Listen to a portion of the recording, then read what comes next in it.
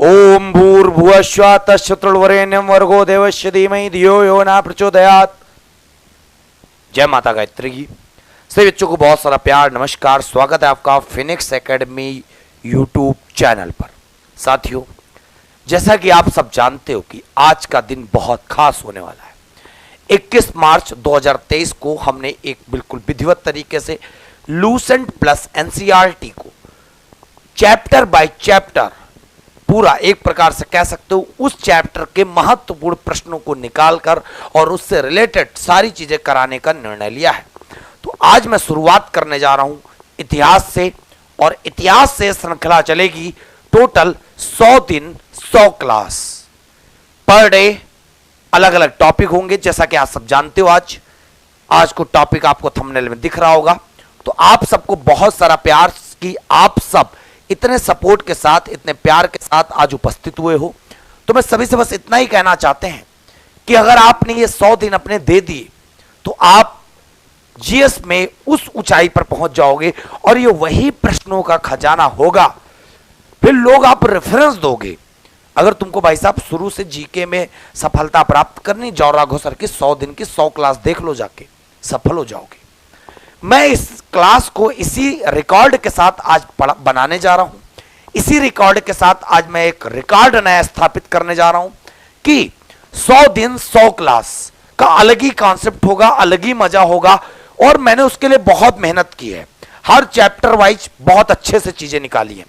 और सबसे खास बात मेरे बच्चे, ये जो क्लास आप सबके साथ होने जा रही है, ये जितने ऑल एग्जाम कवर होते हैं, जहां जहां जीके और जीएस के प्रश्न आते हैं, सब आपको मिलेगा।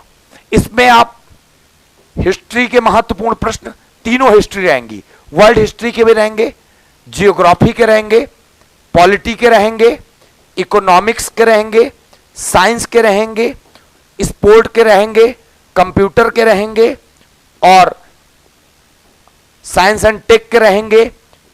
ठीक है, मतलब हर एक चैप्टर जो आपसे छूता नहीं रहेगा। स्टैटिक जीके भी इसमें रहेगा। बस आपको काम इतना करना है मेरे लाल कि आपको डेली और डेली शाम 7 बजे, कितने बजे?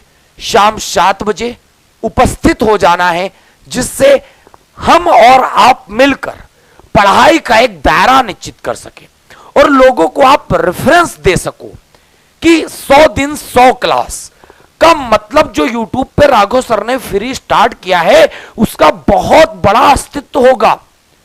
विश्वास मानो, जो आज शुरुआत होने जा रही है ना, एक नया मिशन, एक नया एम्बिशन हमने सेट किया है। तो आप सब जबरदस्त तरीके से जुड़ चुके हो और वीडियो को इतना फैला दो कि रिकॉर्ड वॉचिंग होनी चाहिए और रिकॉर्ड लाइक होने चाहिए। मजा आ जाएगा। तो साथियों, बहुत ज्यादा मजा आने वाला है। आप सब रेडी हो गए? और हां, सबसे बड़ी बात, जो आज आपका जोश है, जो आज आपका जोश है, ये जोश ठंडा नहीं पड़ना चाहिए। ये जोश बाकायदा पूरे कब तक रहना चाहिए? पूरे के पूरे 100 दिन रहना चाहिए। और उन सबको बच्चों को मैंने भी कल एक इंट्रोडक्शन क्लास के माध्यम से बता दिया था हमने कि मंडे टू सैटरडे, ये सारे 100 दिन में जो मंडे टू सैटरडे कॉन्सेप्ट होगा, ये जीएस के सारे सब्जेक्ट के महत्वपूर्ण प्रश्नों को मैं उपस्थित कर दूंगा चैप्टर बाय चैप्टर। अभी तक का तुमने मिसलेनियस पढ़ा होगा, लेकिन अब चैप्टर बाय चैप्टर लड़ाई करवा दूंगा मैं। बाकी जो हमारा संडे का दिन होगा मेरे लाल, संडे का, इस दिन मैं जो एग्जाम में आपकी करंट अफेयर्स आती है उसको मैं फंसा दूंगा संडे वाले दिन, सारे विद इंपॉर्टेंट टॉपिक्स के साथ। क्वेश्चन बाजी नहीं होगी यहां पे करंट में, सिर्फ और सिर्फ क्वेश्चन बाजी चले भाई साहब, कंटेंट चलेगा।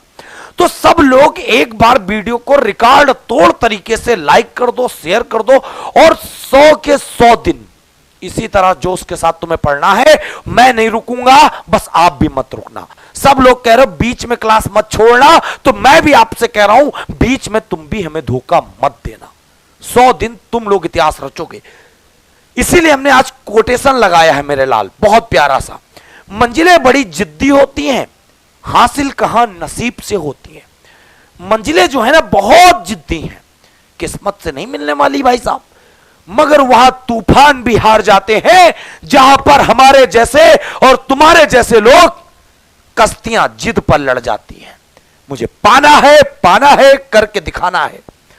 इस आल एग्जाम में चाहे जीडी हो, चाहे पुलिस हो, किसी भी राज्य का, चाहे एसएससी हो, रेलवे हो, भाई साहब जीके का अगर नाम सुना जाए ना तो बस 100 दिन 100 क्लास, दैट्स इनफ।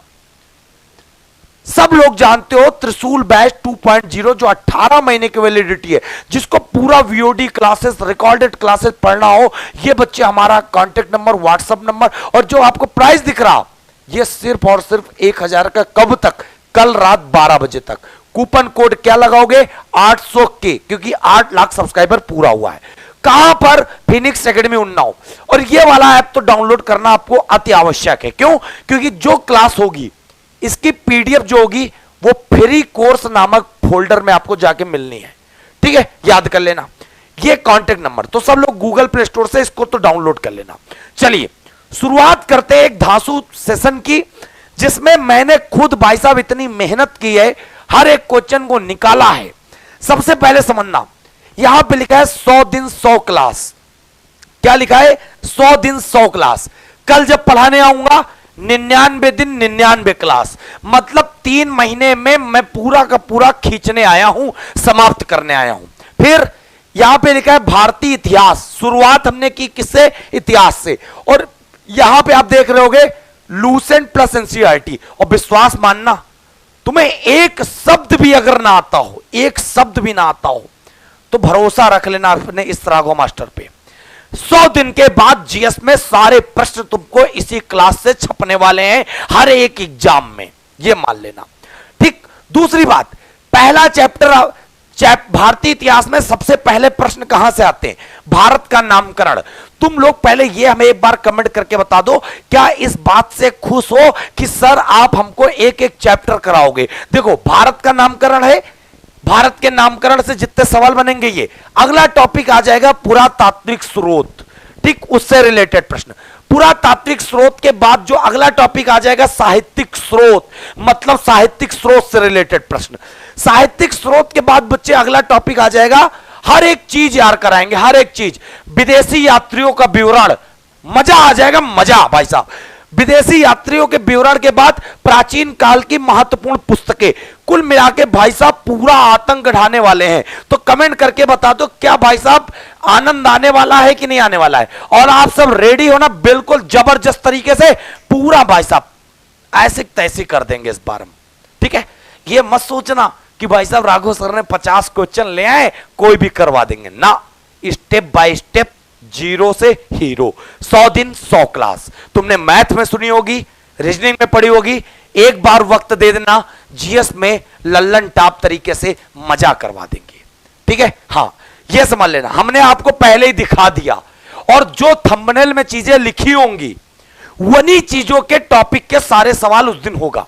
और इसमें यह नहीं सिर्फ सवाल होगा, पूरा का पूरा मजा मारो चा हो जाएगा। चलिए शुरू करते हैं क्लास को। देखो इतिहास में सबसे पहला जो चैप्टर चालू होता है, इतिहास में सबसे पहले जो चीजें चालू होती हैं, तो बच्चे एक शब्द समझ लो। सबसे पहले तो बच्चे ये जान लो, पेपर में बहुत प्यारा सा सवाल है, जो इतिहास है, इतिहास के पिता का नाम याद कर लो। जो सवाल बच्चे आपको मिलेंगे जो पेपर में आप छापोगे, इतिहास के पिता का नाम क्या है? इतिहास के पिता का नाम है, इतिहास के जनक का नाम है हेरोडोटस। क्या नाम है? हेरोडोटस। मैं बस रटवाता चल रहा हूं, तुमको रटते चलना है। और एक एक पूरी पीडीएफ मैं उपलब्ध करा दूंगा, इस बात की मैं गारंटी दे रहा हूं तुम्हें। ठीक है, वेरी गुड बच्चे। हेरोडोटस की एक पुस्तक याद कर लेना, एक पुस्तक याद कर लेना जिसका नाम है हिस्टोरिका। हिस्टोरिका, हिस्टोरिका बच्चे जो पुस्तक है ना, वो किसकी पुस्तक है? जो हमारे इतिहास के पापा हैं, इतिहास के जनक हैं, हेरोडोटस। उनकी पुस्तक का नाम हेरोडोटस है। क्लियर है? अब इतिहास में सबसे पहले हमें किसका इतिहास पढ़ना है? भारत का। तो भारत के इतिहास में सबसे पहले अगर मैं बात करूं तो बच्चे यहां पे भारतीय इतिहास के अंतर्गत आज कहां से चैप्टर स्टार्ट करने जा रहे हैं हम लोग? आज स्टार्ट करने जा रहे हैं प्राचीन इतिहास से। हर एक चीज बहुत जल्दी से, 100 दिन भाई साहब बहुत है हमारे लिए, ये समझ लेना, खत्म कर करके मारेंगे, ये मान लेना। ठीक है, चल सबसे पहली चीज भाई साहब, भारतवर्ष नाम का सर्वप्रथम उल्लेख करने वाली अष्टाध्यायी किसके द्वारा रची गई? सवाल ऐसे ही तो बनेंगे। भारत का नामकरण टॉपिक है तो हमें पता चल रहा है कि भारत का भारतवर्ष कहा जाता है, भारत को भारतवर्ष कहा जाता है। अब जब भारत को भारतवर्ष मेरे बच्चे कहा जाता है, आखिरकार भारतवर्ष बच्चे किस पुस्तक में कहा जाता है? अष्टाध्यायी में। अब प्रश्न तुमसे कह रहा है अष्टाध्यायी के किसके द्वारा लिखी गई, तो नाम लिख लेना बच्चे, पाणिनि के द्वारा। किसके द्वारा? पाणिनि के द्वारा। तो प्रश्न तुमको कितने तैयार हो गए? पहली बात को, अगर हम भारत को भारतवर्ष कहते हैं तो उसका उल्लेख अष्टाध्यायी में मिलता है। कहां मिलता है? अष्टाध्यायी में। किसने लिखी? ये पाणिनि साहब ने लिखी थी। और बच्चे ये CPSI 2016 का प्रश्न है, डायरेक्ट आया था। अभी तक हमको यह पता था कि भारत को भारतवर्ष कहते हैं, लेकिन यह नहीं पता था इसका उल्लेख कहां है, तो अष्टाध्यायी नामक पुस्तक में है, जिसके रचनाकार बच्चे पाणिनि जी को माना जाता है। क्लियर है? आगे, हाथी गुंफा अभिलेख से भारतवर्ष का वर्णन मिलता है। अब तुमसे अगर कहा जाए कि बच्चे भारतवर्ष का उल्लेख किस अभिलेख में है, तो याद कर लेना, हाथी गुंफा अभिलेख। ठीक, इस अभिलेख का संबंध किस शासक से था? ठीक, कह रहा मतलब सिंपल सी बात, अभिलेख का मतलब क्या होता है? अभिलेख का मतलब होता है कि एक प्रकार से पत्थरों पर, एक प्रकार से दीवालों पर खुदवाकर नाम लिखवा देना, खुदवाकर चीजें बयान कर देना। तो ये एक राजा थे, ये एक राजा थे, और उन राजा का नाम था खारवेल। खारवेल ने बच्चे एक अभिलेख बनवाया था जिसका नाम रख दिया था हाथी गुंफा। और हाथी गुंफा में इन्होंने सबसे पहले छपवा दिया क्या? भारतवर्ष। तो तुमको दो नामकरण सीधा सीख रहे हो। तुम क्या सीख रहे हो? भारत को भारतवर्ष कहते हैं, बिल्कुल सही बात है। किस पुस्तक में कहते हैं? अष्टाध्यायी में। किसने रचना की? पाणिनि ने। अगर तुमसे कह दे भारत को भारतवर्ष किस अभिलेख में कहते हैं, तो हाथी गुंफा अभिलेख में कहते हैं। कौन से राजा ने हाथी गुंफा अभिलेख को लिखा था? राजा खारवेल ने लिखा था, याद कर लेना। ठीक है, चलो इतनी बात समझ में आ गई। आगे, अभी भारत के नामकरण से प्रश्न है, किन ग्रंथों के अनुसार भारत देश का नामकरण कुरुवंश, कुरुवंश के प्रतापी सम्राट दुष्यंत एवं शकुंतला के पुत्र, किसका नाम है? पुत्र भरत के नाम पर किया गया। कितना प्यारा सवाल है, कितनी सारी चीजें समझ गए आप। भारत का अपना जो भारत देश है भाई साहब, भारत को भारत क्यों कहा गया पता चल गया। कुरुवंश के प्रतापी राजा दुष्यंत और शकुंतला के पुत्र के नाम था भरत। भरत वो वाले मत समझना कि राजा रामचंद्र, सिया रामचंद्र के जो भाई थे छोटे, भरत। तो भरत का मतलब है बच्चे कि भरत के नाम पर नहीं है, भरत ये दूसरे हैं, दुष्यंत और शकुंतला के पुत्र, उनके पुत्र के नाम पर बच्चे भारत का नाम भारत देश रखा गया। और बच्चे दुष्यंत और शकुंतला किस राजवंश के राजा थे? कुरुवंश। जब तुम महाजनपद पढ़ते हो तो कुरु की राजधानी आपको पता चल रहा होगा क्या? कुरु की राजधानी इंद्रप्रस्थ होती है। ठीक है, अब समझो किन ग्रंथों के अनुसार पता चला, तो यहां पे लिख लेना ब्राह्मण ग्रंथों। ब्राह्मण ग्रंथों के अनुसार बच्चे आपको पता करना है, याद करना है कि ब्राह्मण ग्रंथों के अनुसार कुरुवंश के राजा दुष्यंत और शकुंतला के पुत्र भरत के नाम पर भारत देश रखा है। आर्य का निवास स्थल होने के कारण भारत का एक अन्य नाम बच्चे कौन सा है? आप आराम से बता सकते हो, ये बताओ। आर्य लोग भारत आए थे, आर्य लोग भारत आए थे, और जब आर्य लोग भारत आए थे तो कौन सी सभ्यता डेवलप हुई थी? वैदिक सभ्यता। कौन सी हुई थी? वैदिक सभ्यता। और तब से इंडिया को कहा जाने लगा आर्यावर्त। तो जब आर्य लोग भारत में रहे तब बच्चे इंडिया क्या कहलाता था? आर्यावर्त कहलाने लगा, आर्यावर्त। अगला, भारत का नाम इंडिया किसने रखा? इंडिया किसने रखा? तो इंडिया सबको पता है, यूनानी लोगों ने, यूनानी लोगों ने, ग्रीक लोगों ने, जो बच्चे एक प्रकार से कह सकते हो सिंधु नदी को पढ़ते थे। क्या ये? हिंदू। सिंधु नदी को पढ़ते थे ये लोग, क्या? हिंदू। यूनानी लोगों ने रखा। तो इस प्रकार भारत के नामकरण की अगर बात कर लें, कंक्लूजन हमारा क्या निकला? हमारा कंक्लूजन यही निकला बच्चे, भारत का अगर नामकरण की बात कर लें तो भारत वर्ष हमें कहां कहां से मिला? भारतवर्ष हमें मिला एक पुस्तक जिसका नाम है अष्टाध्यायी। अष्टाध्यायी के लेखक कौन है? पाणिनि। एक ये पता चला। भारतवर्ष का नामकरण एक पता चला, हाथी गुंफा अभिलेख। हाथी गुंफा अभिलेख किस राजा का है? तो आपको पता चल गया, राजा खारवेल का है। ठीक। फिर अगला नामकरण की अगर मैं बात करूं बच्चे, भारत का नाम आर्यावर्त किसके नाम पर पड़ा? आर्यावर्त पड़ा बच्चे, जो भारत में आर्य लोग आए थे और जिन्होंने वैदिक सभ्यता विकसित की थी।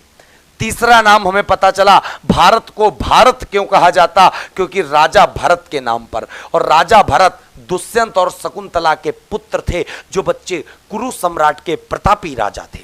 चौथा नाम हमें पता चला, भारत को हम लोग इंडिया भी कहते हैं, और इंडिया बच्चे इसलिए बोलते हैं क्योंकि यूनानियों ने बच्चे इंडिया बोला था, यूनानियों ने बोला था इंडिया। और बच्चे याद कर लेना, नामकरण में भारत को हम लोग जम्बू द्वीप भी कहते हैं, भारत को हम लोग जम्बू द्वीप भी कहते हैं। तो एक प्रकार से जो हमारा चैप्टर समाप्त हो गया, टॉपिक समाप्त हो गया, वो भारत का नामकरण समाप्त हो गया। और बच्चे आपने थ्योरी भी समझ ली कि नामकरण कहां से क्या पता चला। दूसरी बात, आपने सारे प्रश्नों को भी कर लिया। अब तुम बताओ भाई साहब, कॉन्सेप्ट हमारा पढ़ाने का अच्छा है कि गड़बड़ है? बहुत लोग कह रहे थे कि सर आप तो क्वेश्चन लेकर चले आए, लेकिन ये नहीं समझ पाए बच्चे, थ्योरी तो बस इतनी ही निकली।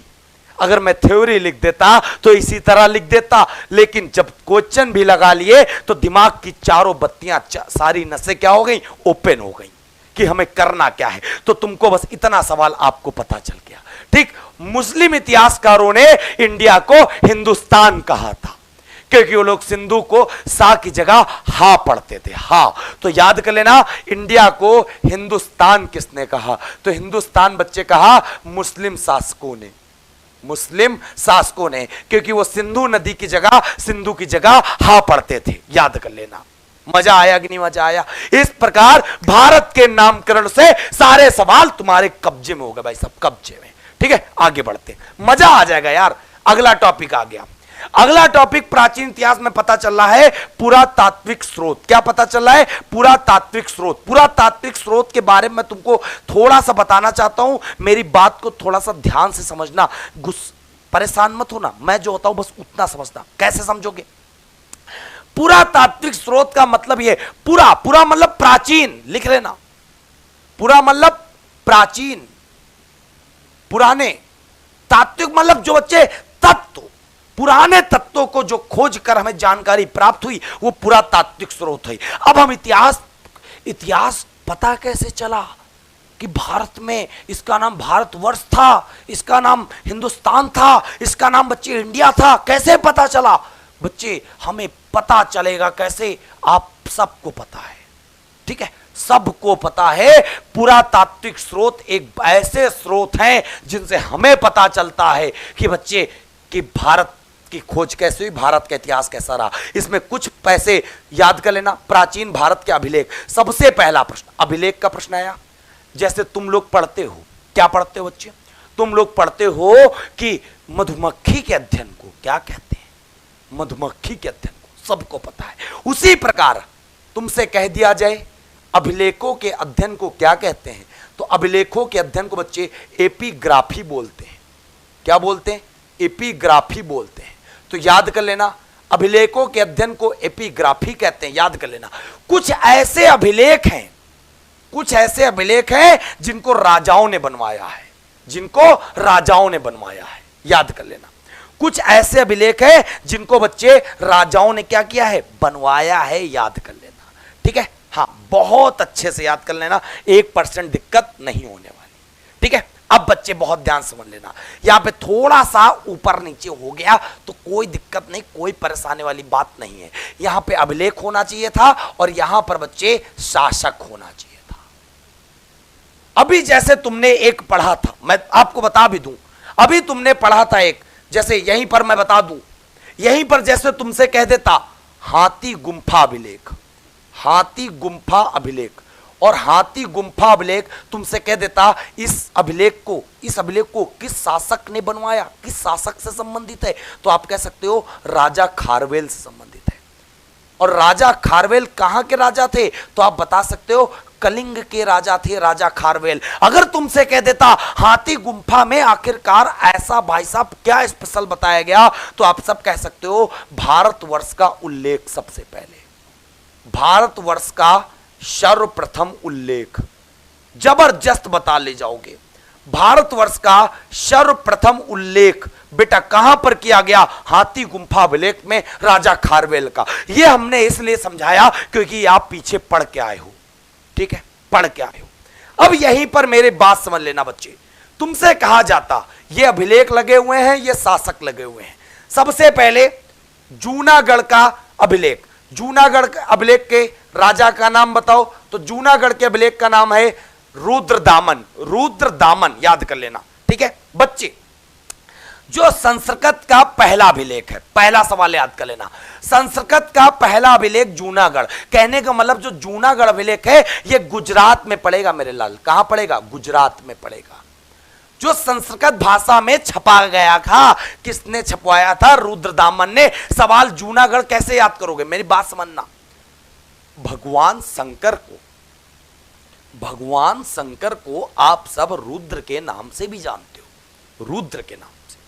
और आप सबको पता होना चाहिए भगवान शंकर के सर पर भाई साहब जटाधारी एक प्रकार से बहुत बड़ा ऐसा क्या बना होता है, पूरा बालों का झुंड होता है एक प्रकार से बच्चे, वो एक प्रकार से क्या हो गया, गुच्छा, जूना। तो कह सकते हो जूनागढ़ किससे रिलेटेड है, रुद्रदामन से रिलेटेड है। आराम से बता ले जाओगे बिना किसी टेंशन के, ठीक है। अगला बच्चे, उदयगिरी अभिलेख।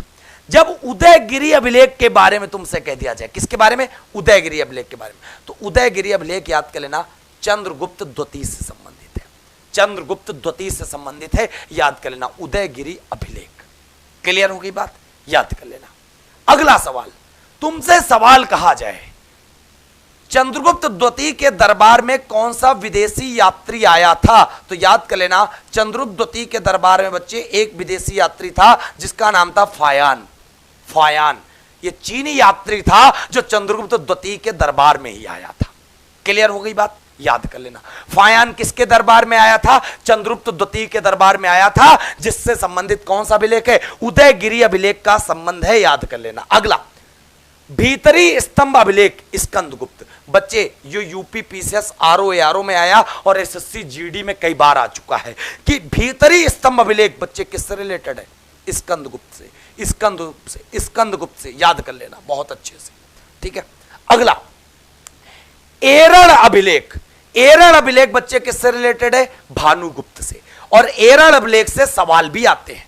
तुमसे कह दिया जाए हमें कैसे पता चला कि प्राचीन काल में सती प्रथा जैसी भयानक कुरीतियां थी, कैसे पता चला हमें, तो बच्चे सती प्रथा के बारे में जानकारी यही दिया था सबसे पहले।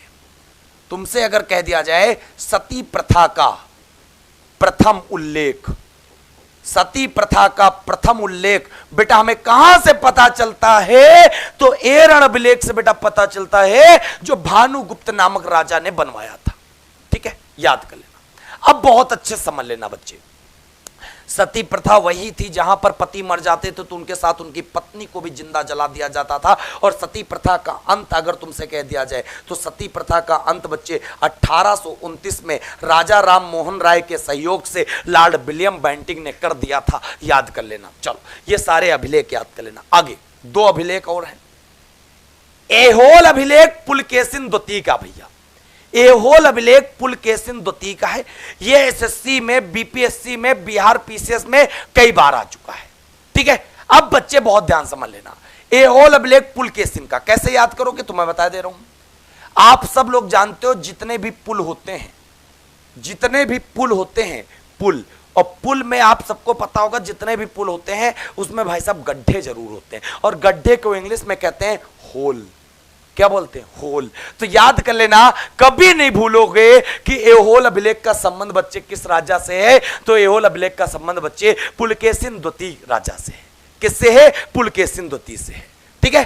मंदसौर अभिलेख, तो मंदसौर अभिलेख याद कर लेना यशोवर्मन का है। इस प्रकार बच्चे पूरा तात्विक स्रोत हमने आपको टेबल वाइज बता दिया अच्छे से, ठीक है। अब आगे देखते हैं, अगला सवाल आ जाओ।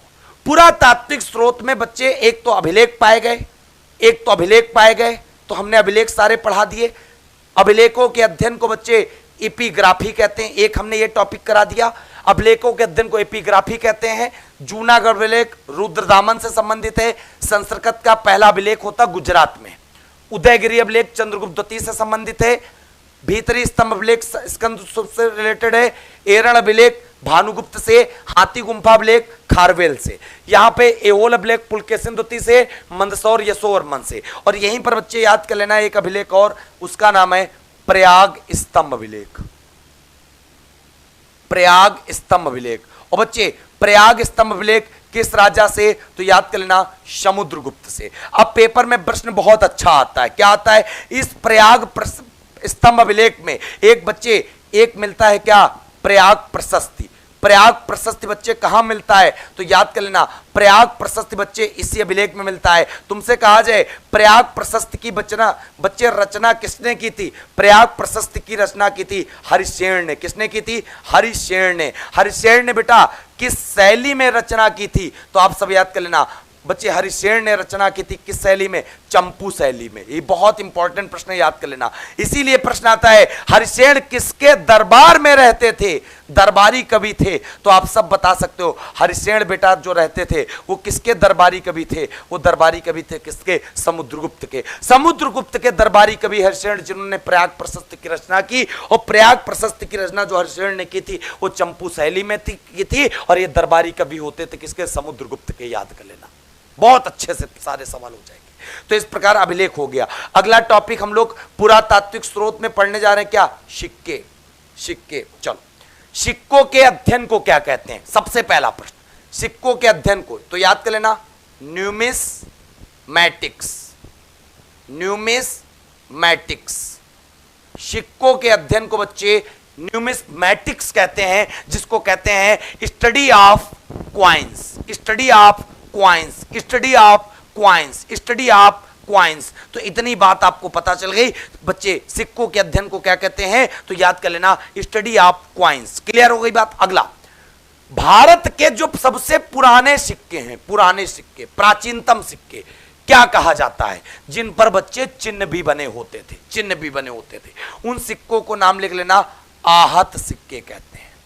क्या कहते हैं, आहत सिक्के कहते हैं।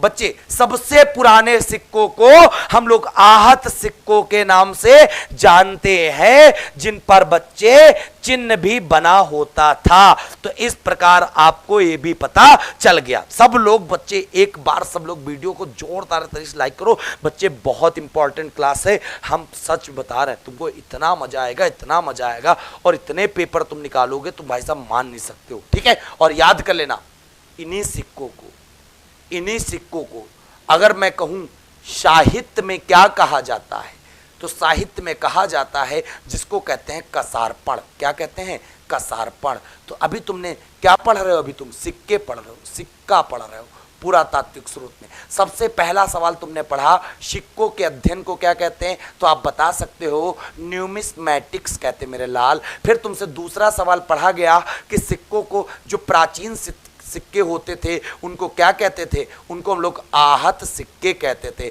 और आहत सिक्कों को बेटा साहित्य में क्या कहते थे, वो कसारपण कहे जाते थे। देखो नोट्स बनते जा रहे हैं, तुम्हारे नोट्स बनते जा रहे हैं, तो थ्योरी प्लस क्वेश्चन अलग लेवल पे जाएंगे भाई साहब। तभी तो हमने कहा लूसेंट प्लस एनसीईआरटी, भौकाल ढा देंगे यार। अगला सवाल, सर्वप्रथम किनके द्वारा सोने के सिक्के चलवाए गए। सिक्कों से अगला सवाल आएगा, सर्वप्रथम किसने बच्चे सोने के सिक्के चलवाए, तो याद कर लेना हिंद यूनानियों ने। हिंद यूनानी को बोलते हैं ग्रीक। तो आप यहां पे अगला थ्योरी में प्रश्न क्या बढ़ाओगे, पहली बार गोल्ड मतलब सोने के सिक्के किसने चलवाए, तो आप बता सकते हो हिंद यूनानी, इंडो ग्रीक ने। ठीक, मजा आ रहा है, सब मजा आएगा यार। तो ये देखो 3 क्वेश्चन पढ़ाए, 3 क्वेश्चन की थ्योरी बन गई। थ्योरी प्लस भाई साहब क्वेश्चन, थ्योरी प्लस क्वेश्चन, हर सवाल आ जाएगा तुम्हारे सामने। अगला, सबसे ज्यादा शुद्ध सोने के सिक्के किसने चलवाए? शुद्ध सोने के। तो बच्चे जब शुद्ध सोने की बात कर ले तो याद कर लेना कुषाणों ने चलवाए। सबसे शुद्ध किसने चलवाए? कुषाणों ने चलवाए। कुषाणों ने सबसे ज्यादा, सबसे शुद्ध सोने के सिक्के कुषाणों ने। सबसे ज्यादा सोने के सिक्के किसने चलवाए? तो याद कर लेना गुप्त शासकों ने। गुप्त शासकों ने। फिर कौन से ऐसे शासक थे जिन्होंने शीशे की मुद्रा चलवाई? तो शीशे की मुद्रा चलवाई किसने? सातवाहन राजा ने। सातवाहन राजा ने। अब यहां थ्योरी अपनी कंप्लीट कर लो। कैसे कंप्लीट करोगे बच्चे? बहुत सिंपल सा है। सिक्कों के अध्ययन को न्यूमिस्मैटिक्स, सिक्के प्राचीनतम सिक्कों को क्या कहते थे? प्राचीन सिक्कों को आहत, आहत को साहित्य में क्या कहते हैं? कसारपण। पहली बार गोल्ड किसने चलवाए? हिंद यूनानी ने। फिर तुमसे कहा जाए सबसे शुद्ध गोल्ड किसने चलवाए? सबसे शुद्ध गोल्ड मतलब प्योर गोल्ड, 24 गोल्ड वाले, है ना, 24 कैरेट वाले, तो ये चलवाए किसने? कुषाणों ने। फिर बात आ जाए कुषाण राजाओं ने। फिर बात आ जाए आखिरकार सबसे ज्यादा किसने चलवाए? तो सबसे ज्यादा चलवाए किसने? गुप्त राजाओं ने। फिर बात आ गई कि शीशे के सिक्के किसने चलवाए? शीशे के सिक्के। तो शीशे के सिक्के आप बता सकते हो सातवाहन ने चलवाए। किसने? सातवाहन। लो भैया बन गई थ्योरी। परेशान हो इतना? परेशान हो ना? तुमको लग रहा कि राघव सर भाई साहब भकुआ बनाव में आए हैं। तुमका तो यह लागिना ना। भरोसा रख मेरे दोस्त, ये मैंने यूं ही नहीं लिखा है। 100 दिन 100 क्लास सीरियल वाइज पूरा निपटा दूंगा। 100 दिन तुमको मिलूंगा, गारंटी बता रहा हूं। और एक दिन ऐसा आएगा 100 दिन की क्लास को तुम बताओगे लोगों से कि राघव सर की 100 दिन 100 क्लास वाला कर लो, काम हो जाएगा तुम्हारा। ठीक है?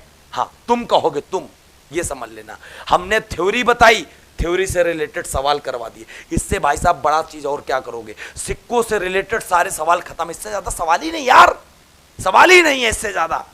क्यों फालतू परेशान होगे? समझ रहे हो? आगे आओ। मंदिर की बात आ गई। मंदिर भी सवाल पूछे जाते हैं। अंकोर वाट का विष्णु मंदिर सबसे पहला याद करना। विष्णु मंदिर कहां पर है? अंकोर वाट में। अब अंकोर वाट पड़ता कहां पर? तो उस देश का नाम याद कर लेना जिसको कहते हैं कंबोडिया। कंबोडिया में पड़ता है अंकोर वाट का विष्णु मंदिर। पेपर में प्रश्न आता है कि अंकोर वाट का मंदिर किस देवता को समर्पित है? तो भगवान विष्णु को समर्पित है। कहां पे पड़ता है? कंबोडिया में। अगला सवाल याद कर लेना बच्चे, अंकोर वाट का जो विष्णु मंदिर तुम पढ़ रहे हो, बहुत प्यारा सा सवाल आता है। हिंदू का सबसे बड़ा मंदिर, सबसे बड़ा मंदिर पूरे विश्व में हिंदू का सबसे बड़ा मंदिर अंकोर वाट मंदिर। फिर आएगा अंकोर वाट का निर्माण किसने करवाया? तो अंकोर वाट का बच्चे निर्माण करवाया शूरवर्मन द्वितीय ने। शूरवर्मन द्वितीय ने। लो भाई, भला आज इससे ज्यादा सवाल अंकोर वाट के मंदिर से तो बताना आप हमें, लगाया हो जो सेट लगाना हो। अरे यार मैं ये वो सोच कर आया हूं, तुम्हारी तरह पागल नहीं हूं जो तुम कह दिए कि टाइप करके ले आए। टाइप करके नहीं भाई साहब, क्वेश्चन करवाने हैं साथ में, प्रैक्टिस प्लस थ्योरी। ये थ्योरी बताई हमने सिक्कों की तुम्हें, ये बच्चे अभिलेख बताए हैं थ्योरी में, समझ रहे हो मेरे लाल? और फिर ये मंदिर बताने जा रहा हूं। फिर आगे समझना, बोरोबुडुर का मंदिर कहां है? तो बोरोबुडुर का मंदिर बच्चे जावा में। कहां पे? जावा में। और याद कर लेना इंडोनेशिया में पड़ेगा। बोरोबुडुर कहां पड़ेगा? इंडोनेशिया में। और इंडोनेशिया की राजधानी बच्चे जकार्ता होती है, जकार्ता। याद कर लेना अच्छे से, ठीक है? हां, सब कुछ पीडीएफ मिलेगा यार। हां, फिर 2 सवाल मंदिर से आते थे प्राचीन काल में, हमने आपको करा दिए। अब बच्चे यहीं पर सवाल बहुत अच्छे से बनेगा। ये जो गंधार कला और मथुरा कला आप देख रहे हो, ये बच्चे एक प्रकार से कला होती है, कला। और कलाओं का यूज हम लोग पता कहां करते हैं बच्चे? मूर्ति कला बनाने में। कहां करते? मूर्ति कला बनाने में। याद कर लेना कहां पे करते बच्चे? इन कलाओं का यूज हम लोग मूर्ति कला बनाने में करते हैं। जब बच्चे तुमको आगे चल के अभी बौद्ध धर्म मिलेगा, क्या मिलेगा? बौद्ध धर्म मिलेगा, तो बच्चे सबसे प्यारा सवाल आएगा जो महात्मा बुद्ध हैं, महात्मा बुद्ध की पहली मूर्ति। लिख लेना, महात्मा बुद्ध की पहली मूर्ति किस कला में बनाई गई? मथुरा कला में। महात्मा बुद्ध की सबसे ज्यादा मूर्ति महात्मा बुद्ध की सबसे ज्यादा मूर्ति वो किस कला में बनाई गई? गंधार कला में। सारे सवाल एक स्टेप बाय स्टेप आ रहे हैं, स्टेप बाय स्टेप आ रहे हैं भाई साहब, एक एक सवाल। महात्मा बुद्ध की पहली मूर्ति मथुरा कला में, सबसे ज्यादा मूर्ति महात्मा कला की गंधार कला में। तो गंधार कला, मथुरा कला किस प्रकार की कला की प्रमुख शैलियां हैं? तो आप कह सकते हो मूर्ति कला। जो मूर्ति कला बनाई जाती है तो होता होगा भाई साहब, हाँ इसको गंधार की तरह स्ट्रक्चर करना, इसको मथुरा की तरह स्ट्रक्चर करना, ये चीज है। ठीक है, चल आगे। उत्तरी काले पॉलिश वाले मृद भांड का संबंध बच्चे किससे है? कौन से काल से? ये समझ लेना, ये जो मृद भांड होते हैं ना, ये भी पुरातात्विक स्रोत में होते हैं। मृद भांड बच्चे उत्तरी काले, मतलब जो काले काले रंग के जो ये मिट्टी के बर्तन पाए जाते थे, इनका संबंध बेटा किस युग से है? तो आप कह सकते हो मौर्य काल से। किस काल से? तो याद हो गया तुम्हें, ये जो मृद भांड होते हैं बड़े भाई साहब, मिट्टी जो एक प्रकार से, अभी तो भाई साहब भगोना में तुम खिचड़ी बना लेते हो, पहले भाई साहब भगोन उसमें बनते थे, उसमें बनते थे, क्या नाम है आप सब बता सकते थे?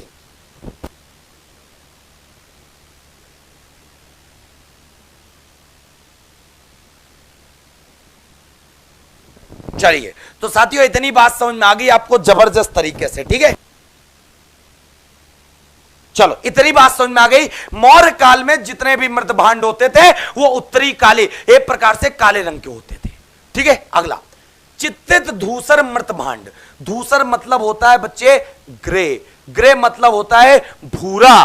क्या होता है? भूरा। तो याद कर लेना, काले रंग के मृद भांड मौर्य कला से, भूरे रंग के मृद भांड बच्चे वैदिक कला से, वैदिक कला से, वैदिक युग से। कौन से वैदिक युग? उत्तरी वैदिक युग, उत्तरी वैदिक युग।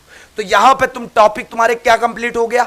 अभिलेख पढ़े, सिक्के पढ़े, उसके बाद 2 मंदिर पढ़े प्रमुख। 2 मंदिर को पढ़ने के बाद कला से रिलेटेड सवाल सीखे।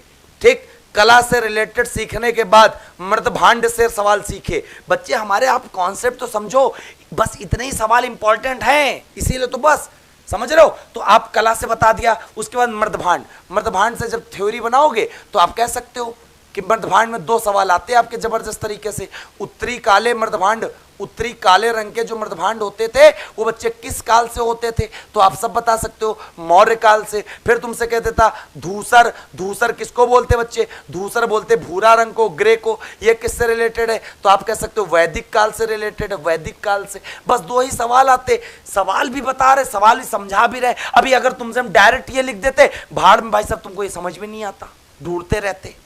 ठीक है, ढूंढते रहते। तो मेरी कहानी तो समझो, कॉन्सेप्ट तो समझो, मैं कुछ नया करने आया हूं यार यूट्यूब पे।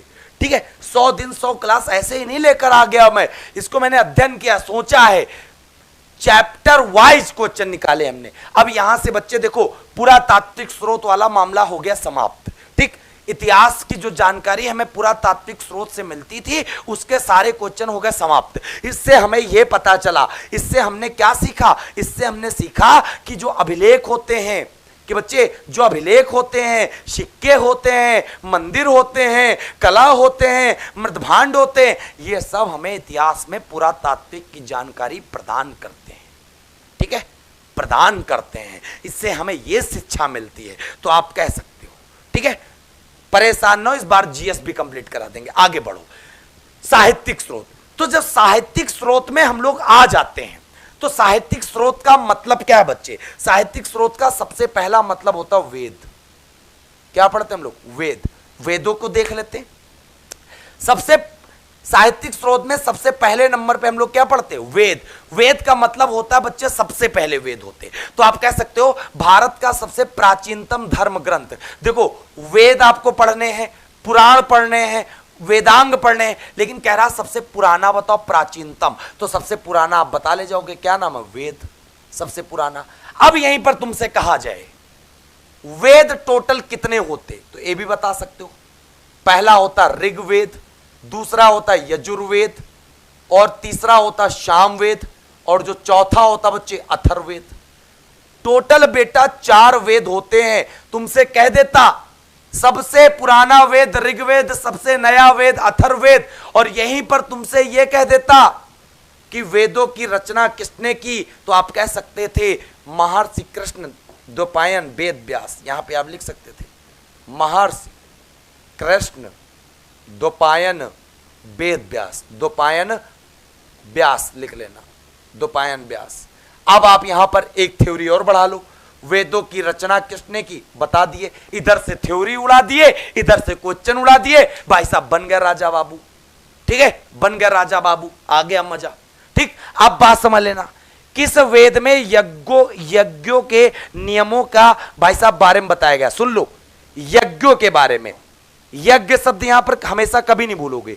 यज्ञ की शुरुआत किससे हो रही, या से हो रही, या से हो रही, और या वाला ढूंढो कौन सा है, यजुर्वेद। तो इसके आगे आप लिख सकते हो, कैसे लिखोगे, अगर तुमसे कह दे यज्ञ के बारे में जानकारी हमें कहां से मिलती है, तो आप कह सकते हो यजुर्वेद से। लो भाई साहब, रटवा दूंगा यार, पेपर चीर फाड़ कर दोगे, यह मान लेना।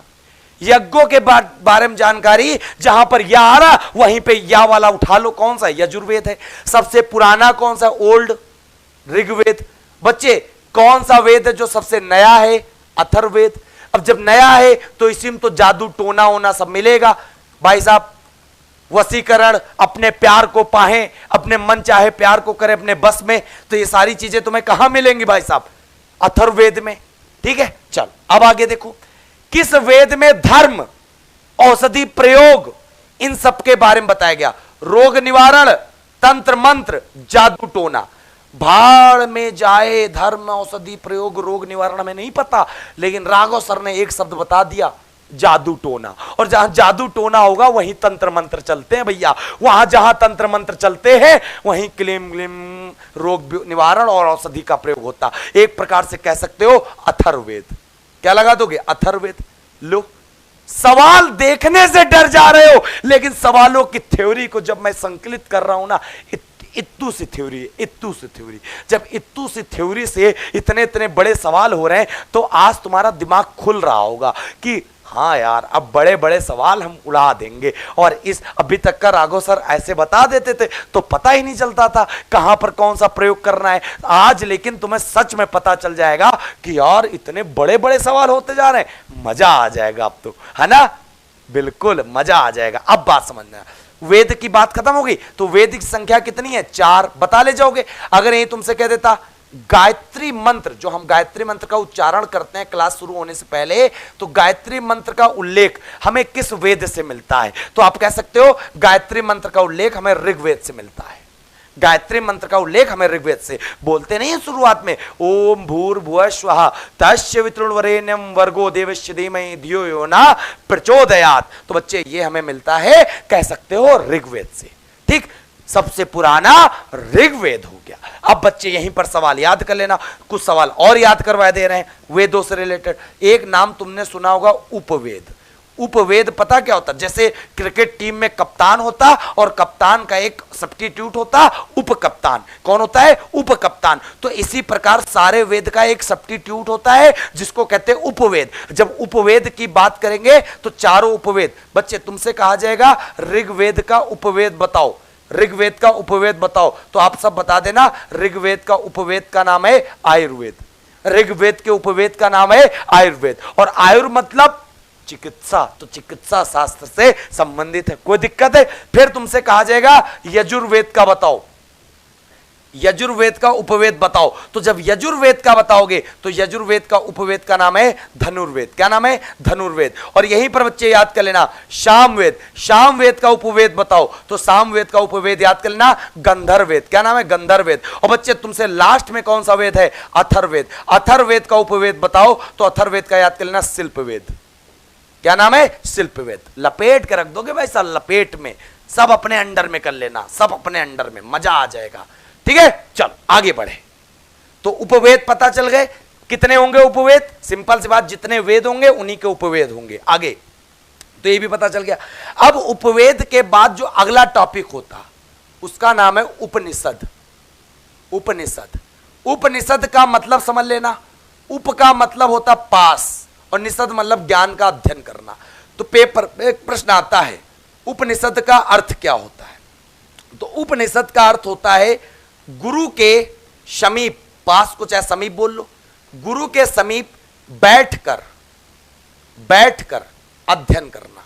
तो गुरु के समीप बैठकर जो अध्ययन करना होता है बच्चे, तो गुरु के समीप बैठकर अध्ययन करना ही क्या कहलाता है? तो याद कर लेना बच्चे, गुरु के समीप बैठकर ही अध्ययन करना उपनिषद कहलाता है। क्लियर है? तुमसे कहा जाएगा उपवेद की संख्या बताओ, तो 108 उपनिषद होते हैं, याद कर लेना। तुमसे कहा जाएगा सबसे प्राचीन उपनिषद कौन सा है, तो सबसे प्राचीन उपनिषद का नाम बच्चे, जिसको हम लोग कहते हैं छंदोग्य उपनिषद।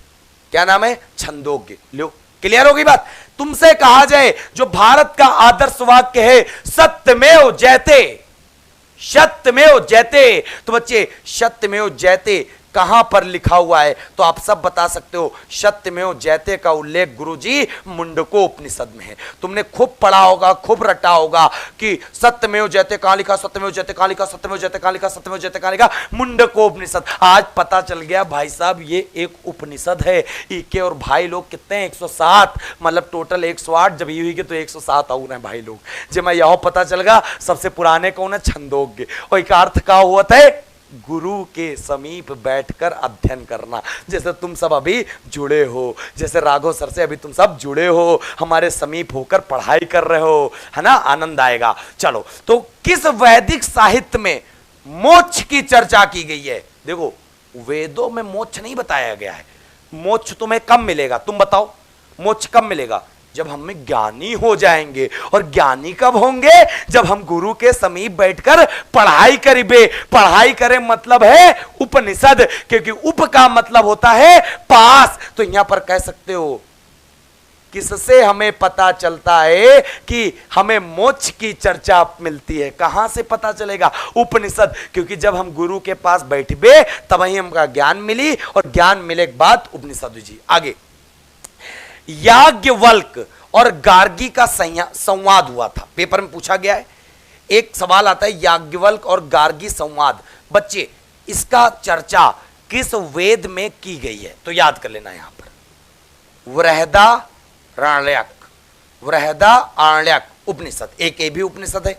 वृहदारण्यक उपनिषद में याज्ञवल्क और गार्गी के संवाद की चर्चा की गई है। आगे, किस उपनिषद में उपनिषदों के शिष्यों को, बच्चे कौन से उपनिषद में उपनिषद के जो शिष्य होते हैं उनको इतिहास और पुराण की बच्चे जानकारी दी जाती है? समझ लो, कौन सा ऐसा उपनिषद है जिसमें जितने भी विद्यार्थी होते हैं उपनिषद को सूखने वाले, उपनिषद को सीखने वाले, उनको बच्चे शिक्षा दी जाती है। तो याद कर लेना, जो सबसे प्राचीन उपनिषद है जिसका नाम है छंदोग्य उपनिषद। तो छंदोग्य उपनिषद में दो सवाल हो गए, कौन कौन से? एक हो गया सबसे प्राचीन, और दूसरा पता चल गया इसी से रिलेटेड जितनी भी उपनिषद से रिलेटेड शिक्षा है वो सब विद्यार्थियों को किस उपनिषद में दी जाती है? छंदोग्य में। तो ये भी बात आपको पता चल गया होगा बिना किसी टेंशन के, बिना किसी झंझट के। क्लियर है? आगे, देवकी पुत्र, सबको पता है देवकी वासुदेव के पुत्र का नाम था कृष्ण। कृष्ण को घोर अंगिरस के रूप में बताने वाला उपनिषद कौन है? मतलब भगवान श्री कृष्ण को घोर अंगिरस कहा गया है। किसने कहा बच्चे? ये कौन से उपनिषद में कहा? तो याद कर लेना, छंदोग्य उपनिषद में बात बोली गई है। तो छंदोग्य में भी याद कर लेना कि भगवान कृष्ण को अंगिरस भी कहा गया है। क्या कहा गया? अंगिरस। देखो कितने प्यार से नोट्स तैयार हो तुम्हारे। अगला, जंगल में लिखे जाने वाले ग्रंथों को, तो बच्चे बहुत ध्यान समझ लेना। अगला जो टॉपिक आएगा साहित्यिक स्रोत में उसका नाम है अरण्यक। अरण्यक सबको पता है बच्चे, जंगल, जंगल जानते हो? जंगल की पर्यायवाची याद कर लेना, जंगल को ही वन कहते हैं और जंगल की पर्यायवाची को ही हम लोग अरण्य कहते हैं। क्या कहते हैं? अरण्य कहते हैं। तो सिंपल सी बात, अरण्यक का मतलब क्या होगा? जो जंगल में एकांत वातावरण में लिखे गए। तो यहां पर ऑप्शन क्या लगा दोगे? अरण्यक। जंगल में कौन से ग्रंथ लिखे जाते थे? अरण्यक लिखे जाते थे। तो अरण्यक में बच्चे इतने सवाल, सबसे इंपॉर्टेंट सवाल हमने आपको बता दिया, इससे ज्यादा सवाल आपका नहीं बनने वाला। क्लियर है? चलो बस, वेदों का सही, अब सुन लो, वेद 4 होते थे। वेद कितने होते थे? 4। वेद जब 4 होते थे, यहां पर अगला टॉपिक साहित्यिक स्रोत में आएगा जिसका नाम वेदांग। और वेदांग याद कर लेना, इनकी संख्या पूछी जाती, कितनी होती है? 6। कितनी होती? 6। वेदों और वेदांग होते क्या? जब हम वेदों को नहीं पढ़ पाते हैं, वेदों को नहीं पढ़ पाते हैं, तो बच्चे क्या होता है, उनको सही प्रकार से समझने के लिए, उनको सही प्रकार के समझने के लिए शिक्षा, कल्प, व्याकरण, निरुक्त, छंद और ज्योतिष। देखो कितने हो गए? 6। जो 6 ये पढ़ते हैं ना, उसको हम लोग क्या कहते हैं? वेदांग कहते हैं। जब वेदों को समझने के लिए बच्चे किसकी रचना करते, जैसे जीएस तुम समझने के लिए राघव सर की क्लास को देखते हो, उसी प्रकार बच्चे वेदों को समझने के लिए हम लोग वेदांग का अध्ययन करते हैं। कितने हैं? 6, और 6 नाम लिखे हुए हैं। शिक्षा, कल्प, व्याकरण, निरुक्त, छंद, ज्योतिष। बहुत बच्चे कह रहे हैं, बहुत बच्चे क्या कह रहे हैं पता? अरे सर थोड़ा कठिन क्वेश्चन करवाओ। लो ठीक है, कठिन क्वेश्चन। भैया चैप्टर बाय चैप्टर चलेंगे, तुम्हारे कठिन और सरल पे नहीं जाएंगे हम। ठीक है, जो पेपर में प्रश्न बराबर हर चैप्टर से आते हैं वो ऐसे पढ़ाएंगे हम। अगर तुम लोगों को लग रहा हो कि हमारा तरीका 100 दिन 100 क्लास का गलत है तो बताओ बच्चे, हम छोड़ देंगे, कोई दिक्कत नहीं है। लेकिन मेरे हिसाब से तैयारी का सबसे परफेक्ट डोज लेकर मैंने तैयार किया है। इतनी मेहनत इन क्वेश्चन को बच्चे, एक एक क्वेश्चन को हमने निकाला है कि किस किस टॉपिक से कितने सवाल बन सकते हैं और कितने सवाल पेपर में आए हैं। गारंटी दे रहा हूं, बस अगर ये इंड कर लेना पूरे 100 दिन की क्लास, उसके बाद कोई भी पेपर कर लेना। भाई साहब गारंटी बता रहा हूं, पेपर ना निकल जाए तो बताना, तो मेरी गलती रहेगी। लेकिन मैं जितना बता रहा हूं बच्चे, झूठ नहीं बोल रहा हूं। मैंने एक एक टॉपिक को उठाया है, उससे रिलेटेड सवाल बनाए हैं, जिससे तुम्हारा पेपर में कोई भी सवाल ना छूटे। हम ये सोचकर इसको बनाए हैं बच्चे। लेकिन बहुत लोग बच्चे निगेटिव बहुत बोल देते यार, पूरा दिल दुखी कर देते। इतनी मेहनत को भाई साहब वो 1 मिनट में पानी में मिला देते यार। 1 मिनट में ऐसा लगता है यार उनको भाई साहब लगता ही नहीं है। ठीक है, अब वही चीज बच्चे, अभी मैं थ्योरी पढ़ाता इसका पूरा तो ना समझ पाते, लेकिन थ्योरी के साथ साथ जब क्वेश्चन भी करवा रहा हूं तो कितना अच्छा कॉन्सेप्ट हो जाएगा और कितनी अच्छी तैयारी हो जाएगी, ये नहीं सोच पाते हो तुम लोग। अरे यार भरोसा रखो, एक कहते नहीं है एक मास्टर पे भरोसा करो जीएस के लिए, तुम भरोसा कर लो। जब तुम्हारे पेपर में प्रश्न ना फंसे तब आप हमको डांटना, तब हमको कहना, तब हम अपनी गलती मानेंगे। लेकिन मैं विश्वास मानता हूं, मैं जरूर फंसवा दूंगा एक एक प्रश्न। आगे, सबसे कौन सी स्मृति सबसे प्राचीन है? पहले तो सुन लो, वेदांग पता चल गया। इनसे बस इतने ही सवाल ही आते। स्मृति की भी संख्या याद कर लेना बच्चे, इनकी भी संख्या टोटल 6 होती है। और याद कर लेना, सबसे पुरानी स्मृति कौन सी है? उसका नाम है मनुस्मृति। क्या नाम है? मनुस्मृति। सबसे प्राचीन स्मृति है बच्चे, सबसे प्राचीन स्मृति। क्लियर हो गई बात? आगे, विज्ञानेश्वर। ठीक है, हाँ, विज्ञानेश्वर जो थे बच्चे, विज्ञानेश्वर याद कर लेना, विश्वरूप एवं अपार्क किस स्मृति के प्रमुख टीकाकार हैं? तो याद कर लेना, एक स्मृति है जिसका नाम है याज्ञवल्क। इसका मतलब ये होता बच्चे कि याज्ञवल्क को किसने लिखा? इन तीनों ने मिलकर लिखा। याद कर लेना। आगे, किस महाकाव्य को, यह सवाल तुम्हें किसी को नहीं पता होगा लेकिन आज जान जाओगे, चतुर्विंशति सहस्त्री संहिता के नाम से जानते हैं? सवाल इतना आता है पूछो नहीं। रामायण का नाम सुने हो बच्चे? रामायण को यही नाम जानते हैं, ये मान लेना। क्या कहते हैं? चतुर्विंशति सहस्त्री संहिता कहते हैं। याद कर लेना रामायण को। अगर तुमसे कह देता रामायण की रचना किसने की? वाल्मीकि ने की। रामायण की रचना किस भाषा में की गई? संस्कृत भाषा में की गई बच्चे। फिर रामायण में कितने श्लोक हैं? रामायण में बेटा टोटल 6000 श्लोक हैं। टोटल कितने श्लोक हैं बेटा? टोटल 6000 श्लोक है। याद कर लेना। और अगर तुमसे कह दे रामायण में कुल कितने कांड हैं, तो बचपन से पढ़ते चले आ रहे हो, रामायण में टोटल बच्चे 7 कांड हैं।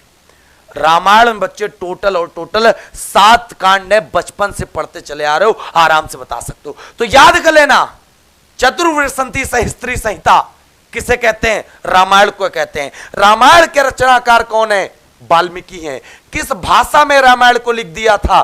तो रामायण को बच्चे संस्कृत भाषा में। यहीं पे तुमसे कह दे रामायण में कितने श्लोक हैं, तो टोटल 6000 श्लोक हैं। रामायण में कितने कांड हैं, तो 7 कांड हैं। लो बन गई थ्योरी रामायण की। कल लोग प्रश्न, लेकिन भाई साहब भरोसा तो रख मेरे ऊपर, मैं तुझे मंजिल दिलवाऊंगा, अपर लेवल जाएगा तू बालक। अगला, गुप्त काल में सत सहस्त्री संहिता किसी को नहीं पता भाई साहब। अभी तुमने पढ़ा था चतुर्विंशति सहस्त्री संहिता, अब तुमने क्या पढ़ा? सत सहस्त्री संहिता। वहां क्या था? चतुर्विंशति। और इसे हम लोग कहते हैं महाभारत। महाभारत। लेकिन तुम लोग पता कितना जानते हो? बस इतना जानते हो। महाभारत के रचनाकार कौन है? वेद व्यास, पता ही होगा। फिर तुमसे कहा जाए महाभारत का पुराना नाम बताओ, जय संहिता। जय संहिता ओल्ड नेम, ओल्ड नेम। तो इसका आंसर क्या हो जाएगा? महाभारत को अन्य किस नाम से जानते हैं? तो आप आराम से बता सकते हो, जय संहिता। इस और महाभारत को क्या कहते हैं? महाभारत को सत सहस्त्री संहिता कहते हैं। फिर तुमसे कहा जाएगा महाभारत का प्राचीन वो फारसी नाम बताओ, तो फारसी नाम तुमसे कह दिया जाता महाभारत का, तो तुम सब बता देते, जिसका नाम है रज्मनामा। रज्मनामा। फिर तुमसे कहा जाता महाभारत में कुल पर्व बताओ, कुल पर्व, तो कुल पर्व की संख्या टोटल है 18। लपेट के बता लोगे, एक एक सवाल मार दोगे बच्चे, एक एक सवाल मार दोगे। एक सवाल तुम्हारा छूट जाए तो बता दो हमसे, तुम एक सवाल तुम्हारा छूट जाए तो बता दो हमसे तुम। 18 पर्व, सारे सवाल हो जाएंगे। महाभारत महाकाव्य में टोटल कितने पर्व हैं? 18 पर्व, क्योंकि हमने थ्योरी तुम्हें पढ़ा दी। अगला, पुराणों की संख्या। अब यहां आ जाओ, पुराण लगा लो। पुराणों में जब सवाल आ जाए, पुराणों की संख्या बच्चे टोटल और टोटल 18 होती है। सबसे पुराना ओल्ड पुराण बताओ, तो ओल्ड पुराण बच्चे बता देना मत्स्य पुराण। मत्स्य पुराण। तो देखो इसका आंसर क्या हो गया? ये हो गया। इसका आंसर क्या हो गया? ये हो गया बच्चे। 18 पुराणों में, देखो यहां पे लिख भी दिया, 18 पुराणों में सबसे प्राचीन एवं प्रमाणिक पुराण बच्चे कौन सा है? तो मत्स्य पुराण है। कौन सा है? मत्स्य पुराण है। याद कर लेना। यहीं पर कहा जाए सबसे प्राचीन बौद्ध ग्रंथ का बच्चे नाम क्या है? सबसे प्राचीन बौद्ध ग्रंथ का नाम क्या है जिसकी रचना बुद्ध के निर्वाण प्राप्त करने के बाद हुई? कहने का मतलब कौन सा ऐसा ग्रंथ है महात्मा बुद्ध से जीवन से संबंधित, जब महात्मा बुद्ध ऊपर सिधार गए रहे तब की गई रहे? तो इसका नाम है त्रिपिटक। और त्रिपिटक का मतलब सब लोग जानते होंगे बच्चे, सुत्त पिटक, याद कर लेना, शुद्ध पिटक, विनय पिटक और अभिधम्म पिटक। अभिधम्म पिटक। और पुराणों में बच्चे यहीं पर याद कर लेना, एक पुराण है, पेपर में सवाल आता बार बार, वायु पुराण। तुमसे कहा जाए वायु पुराण का संबंध किससे है, तो आप कह सकते हो वायु पुराण जो होती है बच्चे वो गुप्त वंश से रिलेटेड है। किससे रिलेटेड है? गुप्त वंश से, जो हमेशा गुप्त रहती है। याद कर लेना। फिर तुमसे कहा जाएगा बच्चे कि यहीं पर कौन सा? मौर्य विष्णु पुराण, सॉरी विष्णु पुराण तुमसे कहा जाएगा किससे संबंधित है? तो विष्णु पुराण संबंधित है मौर्य वंश से। किससे? मौर्य वंश से। याद कर लेना। बस मामला बनता जा रहा। अगला, त्रिपिटक की भाषा कौन सी थी? सब लोग जानते हो, जितने भी बच्चे, बिल्कुल यार, जितने भी महात्मा बुद्ध ने अपने उपदेश दिए वो सब किस में दिए? पाली भाषा में। पाली भाषा में महात्मा बुद्ध ने सारे उपदेश पाली भाषा में दिए। तो त्रिपिटक बच्चे किससे संबंधित है? तो त्रिपिटक के बारे में बता सकते हो ये बच्चे किससे रिलेटेड है? तो आप सब बता सकते हो पाली भाषा। बौद्ध धर्म से संबंधित, बौद्ध संघ से संबंधित नियमों का संकलन। अब बात आई नियम किसमें बनाए गए, तो बच्चे आप सब बता सकते हो। क्या बता सकते हो? जब नियम की बात आ जाए, नियम की, तो बच्चे ना से नियम चालू होता। और यहां पे याद कर लेना विनय पिटक। विनय पिटक में सारे बौद्ध संघ के नियमों का उल्लेख किया गया। किसका उल्लेख किया गया? नियमों का। किस पिटक में बुद्ध की शिक्षा का दार्शनिक विवेचन और अशोक का विवरण समाहित है? तो बच्चे ये याद कर लेना, अभिधम्म पिटक। अभिधम्म पिटक। अभिधम्म पिटक। तो अभी तो हमने जो पिटक 3 बताए थे, विनय पता चल गया, बुद्ध के नियम का इसी में है। अभिधम्म में अशोक का विवरण और बुद्ध की शिक्षा। अगला, जैन धर्म का जो प्रारंभिक इतिहास था उस ग्रंथ का बच्चे नाम क्या है? प्रारंभिक इतिहास सबसे पहले जैन धर्म का कौन सा था? तो याद कर लेना, कल्पसूत्र। कल्पसूत्र। और आपको पता होना चाहिए जितने भी जैन धर्म के इतिहास लिखे गए वो सारे के सारे लिखे गए कौन से? प्राकृतक भाषा में। चाहे प्राकृत बोलो चाहे अर्धमागधी बोलो। अर्थशास्त्र की रचना बच्चे किस भाषा में हुई? तो अर्थशास्त्र तो तुम जानते ही होगे, ये बच्चे लिखी किसने?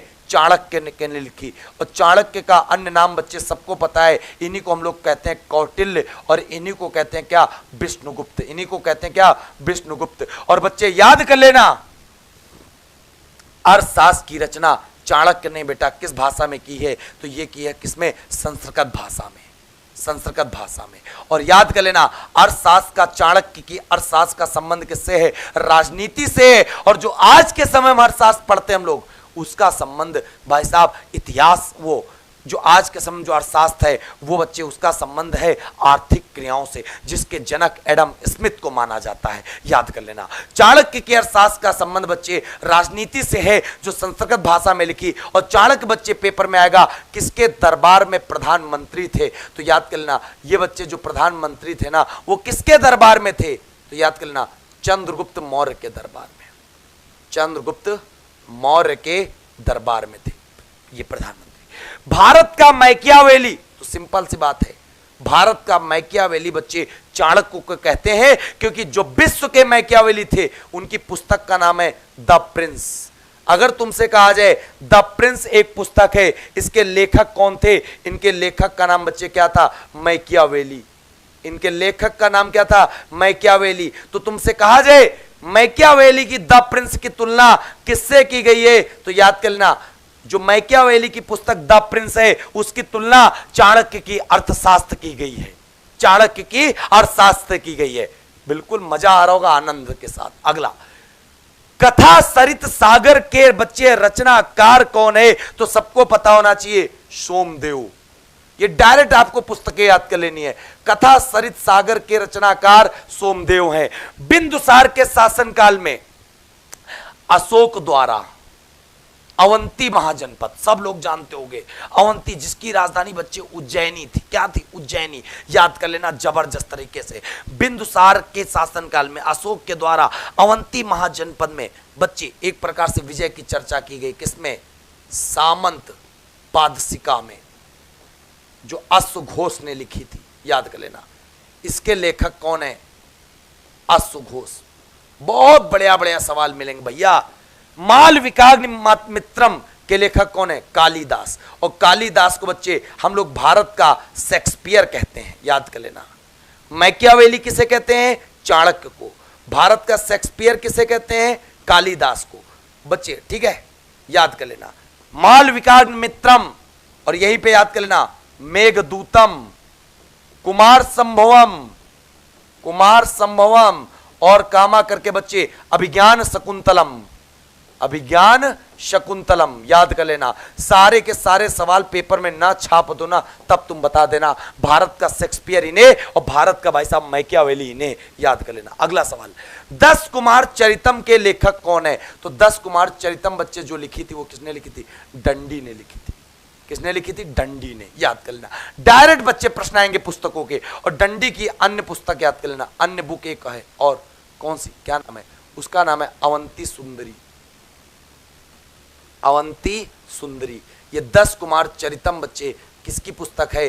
दंडी की। अगला, मृच्छकटिकम, बहुत प्यारा सा सवाल है बच्चे। मृच्छकटिकम से गुप्तकालीन समाज का चित्रण मिलता है। मृच्छकटिकम, ये पुस्तक याद कर लेना। ये रचना किसने की? तो याद कर लेना शूद्रक ने। और सबसे खास सवाल, मृच्छकटिकम का बच्चे अर्थ क्या होता है? अर्थ तो याद कर लेना, मृच्छकटिकम का अर्थ होता है मिट्टी का खिलौना। क्या अर्थ होता है? मिट्टी का खिलौना।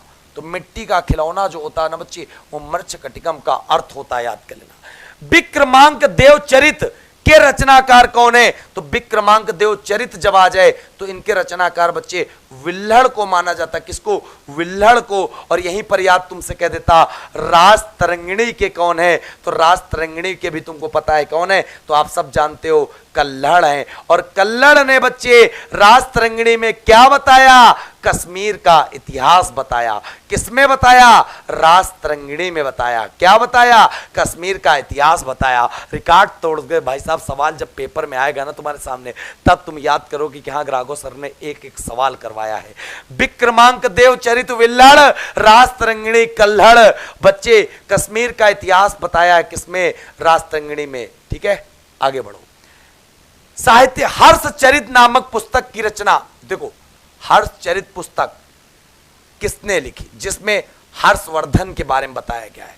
तो हर्षवर्धन के दरबार में एक कवि रहते थे जिनका नाम है बाणभट्ट। और बाणभट्ट ने बच्चे हर्षचरित तो लिखी, साथ में बाणभट्ट ने एक लिख दी जिसका नाम था कादंबरी। कादंबरी भी किसने लिखी? तो आप कह सकते हो बाणभट्ट ने लिखी, जो हर्षवर्धन के दरबारी कवि माने जाते थे। कौन माने जाते थे? कवि माने जाते थे। ठीक है, चलो आगे।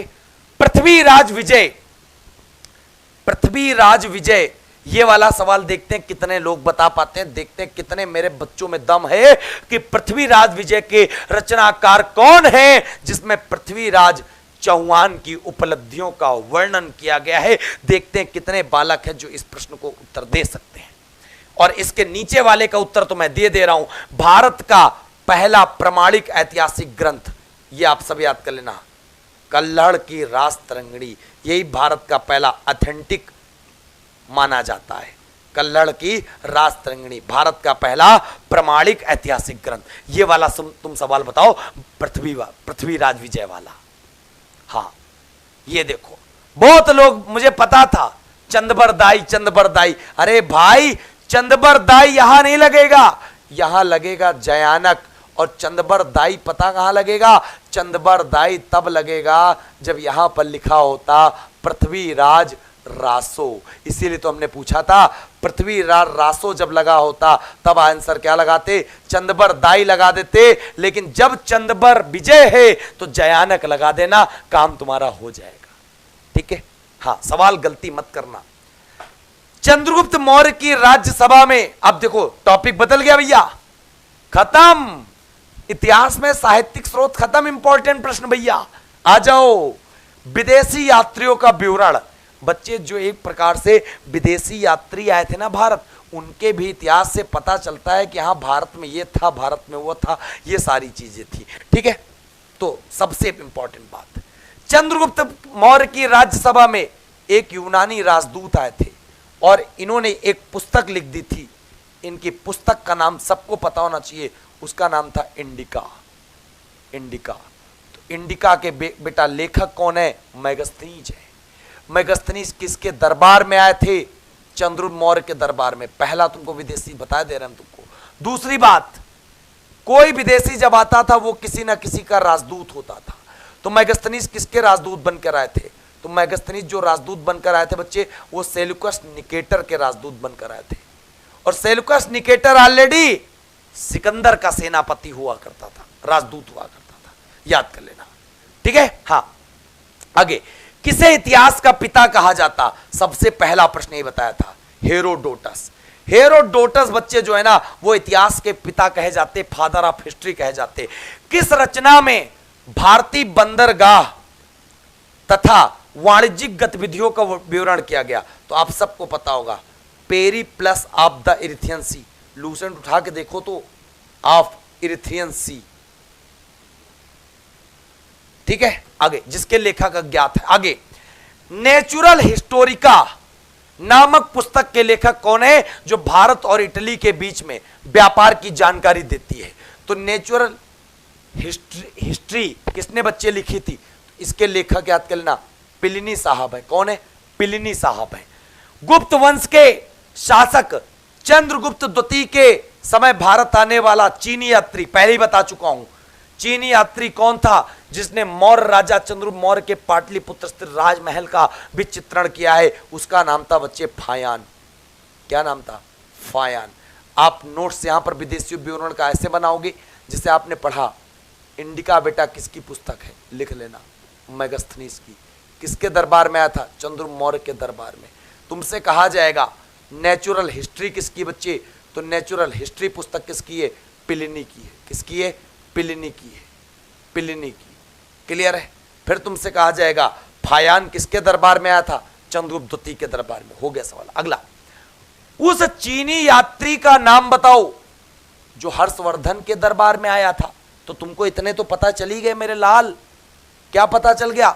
मेगस्थनीज चंद्रगुप्त मौर्य के दरबार में, ठीक है। फिर पता चला फायान चंद्रगुप्त द्वितीय के दरबार में, जो गुप्त वंश का राजा था। हर्षवर्धन के टाइम पे बताना है तुमको, तो आप बता सकते हो हुएन सांग आया था। ये भी एक प्रकार से कह सकते हो चीनी यात्री था। हुएन सांग भी चीनी यात्री था। और हुएन सांग यहां जब आया तो इसने एक बच्चे पुस्तक भी लिखी थी। उस पुस्तक का नाम था शी यू की। क्या नाम था? शी यू की। ये इसकी पुस्तक थी। और याद कर लेना, हर्षवर्धन ने बच्चे इसको यात्रियों का राजकुमार भी कहा था। तो याद कर लेना, यात्रियों का राजकुमार किसे कहते हैं? तो याद कर लेना हुएन सांग को कहते हैं। और याद कर लेना प्रिंस ऑफ मनियर्स किसे कहते हैं? प्रिंस ऑफ पिलग्रिम्स, यात्रियों को कहते हैं। इसी को बच्चे शाक्य मुनि भी कहते हैं। इसी को नीति का पंडित भी कहते हैं। किसको? हुएन सांग को नीति का पंडित।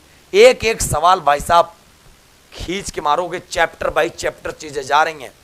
कयंगुर तथा तैंगुर बच्चे दो पुस्तकें हैं। कयंगुर तथा तैंगुर दो पुस्तकें हैं जिनसे भारतीय इतिहास का पता चलता है। ये किसकी पुस्तकें हैं? तो याद कर लेना तिब्बती लेखक थे जिनका नाम था तारानाथ। फिर आगे आएगा तहकीक ए हिंद पुस्तक बच्चे किसकी है? तो याद कर लेना, चाहे किताबुल हिंद कहो चाहे तहकीक ए हिंद कहो, ये पुस्तक है अलबर्नी की। और जब तुमसे सवाल आ जाए कि अलबर्नी बच्चे किसके दरबार में आया था, तो अलबर्नी का आंसर लगा देना। किसके साथ आया था भारत? महमूद गजनवी के साथ आया था। महमूद गजनवी के दरबार में आया था। कौन? अलबर्नी। लपेट के रख दोगे एक एक सवाल भाई साहब। आगे, किस अरब यात्री ने राष्ट्रकूट राजाओं के विषय में बताया? किस अरब यात्री ने? यह यूपी पीसीएस 2015 का प्रश्न है। तो राष्ट्रकूट राजाओं के बारे में किसने बताया? तो उसका नाम था अल मसूदी। अल मसूदी ने बताया बच्चे, राष्ट्रकूट राजाओं के बारे में बताया। अगला देखो, अब वो भी खत्म। अब आ गया तुम्हारे सामने प्राचीन काल की महत्वपूर्ण पुस्तकें जो पेपर में आपसे बहुत ज्यादा पूछी जाती हैं। क्या नाम है बच्चे? तो देख लेते हैं। माध्यमिक सारिका कारिका किसकी पुस्तक है? याद कर लेना, नागार्जुन की है। किसकी है? नागार्जुन की। नागार्जुन को बच्चे भारत का आइंस्टीन कहते हैं।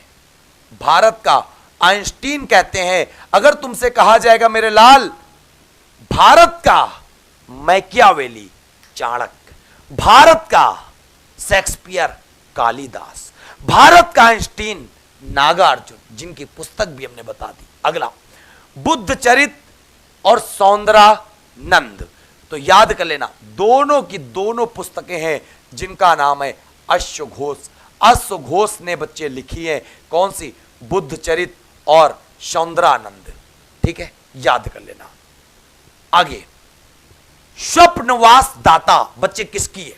तो स्वप्नवास दाता पुस्तक जो है वो याद कर लेना, वो पुस्तक किसकी है? भास की है। किसकी है? भास की। एक लेखक है भास, जिनकी पुस्तक का नाम है स्वप्नवास दाता। मेघदूतम अभी बताया था। मेघदूतम बच्चे, मेघदूतम कुमार सम्मोहम रघुवंशवम अभिज्ञान शकुंतलम विक्रमोर्वशीयम सबकी सब कालिदास, जो भारत के शेक्सपियर कहते हैं। क्या कहते हैं? भारत के शेक्सपियर कहते हैं। याद कर लेना, ठीक है। हाँ, बहुत बढ़िया। अगला सवाल, नाट्य शास्त्र के लेखक कौन है? तो नाट्य शास्त्र के लेखक हैं जिनको कहते हैं हम लोग क्या? भरत मुनि। भरत मुनि बच्चे, ये वही नाट्य शास्त्र हैं जिसमें क्या उल्लेख किया गया है? सबको पता बच्चे, इसमें शास्त्रीय नृत्य का उल्लेख किया गया। किसका उल्लेख किया गया?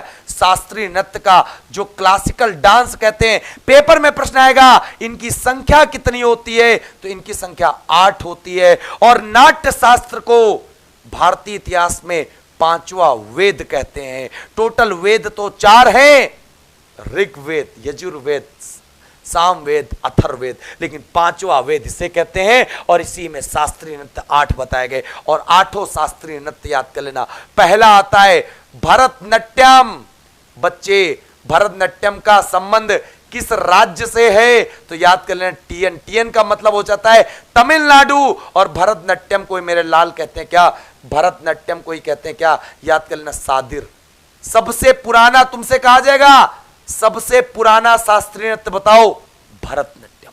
अगला कथकली, बच्चे किस राज्य का शास्त्रीय नृत्य? केरल का। बच्चे मोहिनीअट्टम किस राज्य का है? मोहिनीअट्टम कहां का है? केरल का। फिर बच्चे तुमसे कहा जाएगा मणिपुरी। मणिपुरी कहां का है? मणिपुर का। ये तो नाम से ही पता चल रहा। फिर तुमसे कहा जाएगा उड़ीसी। उड़ीसी कहां का है? तो उड़ीसी है बच्चे कहां का? उड़ीसा का। फिर बेटा तुमसे कहा जाएगा क्या? तुमसे कहा जाएगा कथक, और कथक जो है ना वो बच्चे यूपी का है। कहां का? यूपी का। और अगला याद कर लेना कुचिपुड़ी। क्या नाम है? कुचिपुड़ी। कुचिपुड़ी बच्चे कहां का है? आंध्र प्रदेश का है। कहां का है? आंध्र प्रदेश का है। अगला बच्चे यहीं पर याद कर लेना जिसका नाम है शस्त्रिया। शस्त्रिया जो बच्चे असम का है।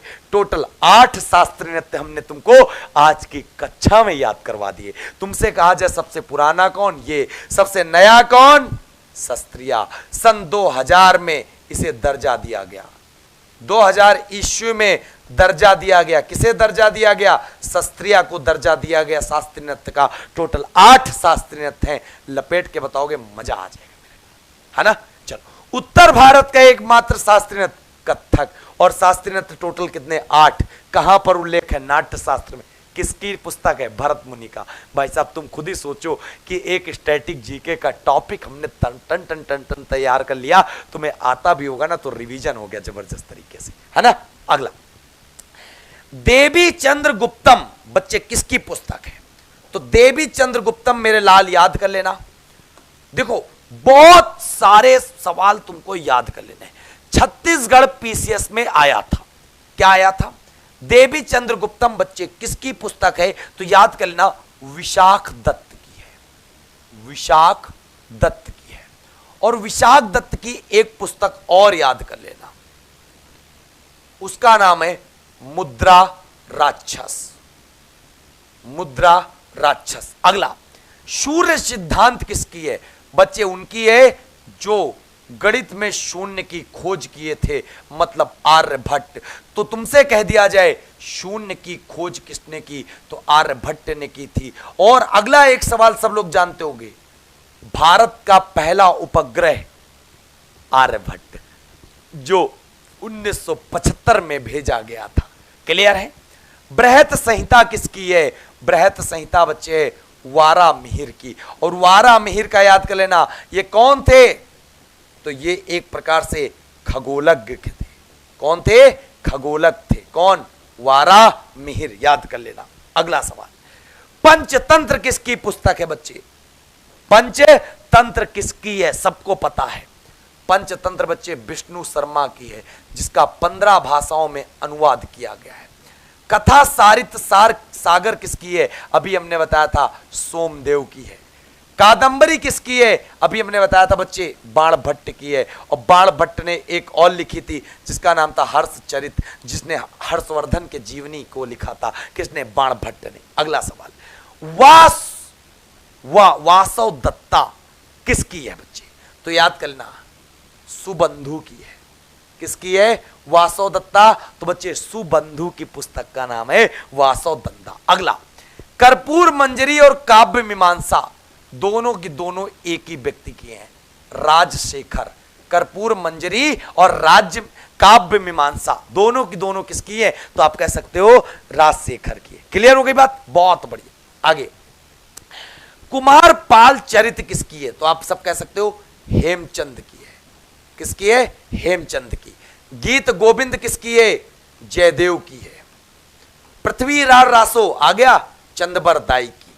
चंदबर दाई की। और पृथ्वीराज विजय जयानक की। तो बच्चे आप सब मुझे कमेंट करके बताओ कि आप सबको क्लास वास्तव में मजा आई कि नहीं आई। अगर इस क्लास की आपको पीडीएफ पानी हो तो आप इस एप्लीकेशन को तुरंत डाउनलोड कर लें। Phoenix academy Unnao free course में जाके आपको पीडीएफ मिलेगी।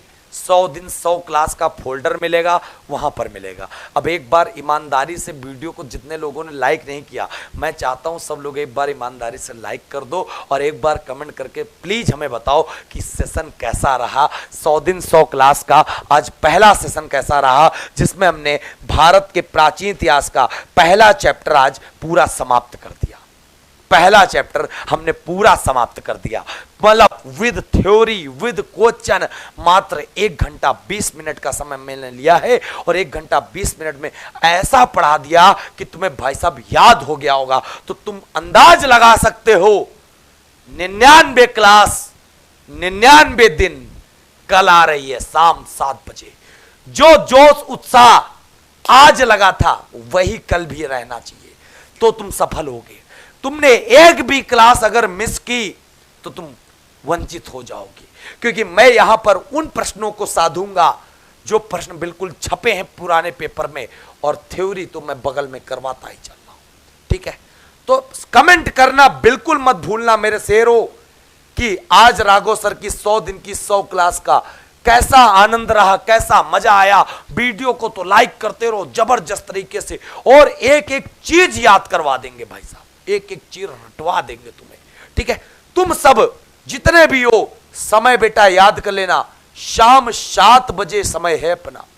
और जितने भी विद्यार्थी इस ऐप पर जाएंगे, जिनको कह रहे हैं लूसेंट का कोर्स कौन सा पढ़े, तो लूसेंट त्रिशूल बैच 2.0 पूरा थ्योरेटिकल बच्चे हैं, जो 18 महीने की वैलिडिटी के साथ है। सारे एक एक चैप्टर वाइज पढ़ाया गया है। जो 1999 का कोर्स है, वहां पर कूपन कोड आप लगा लो जिसका नाम है 800 के।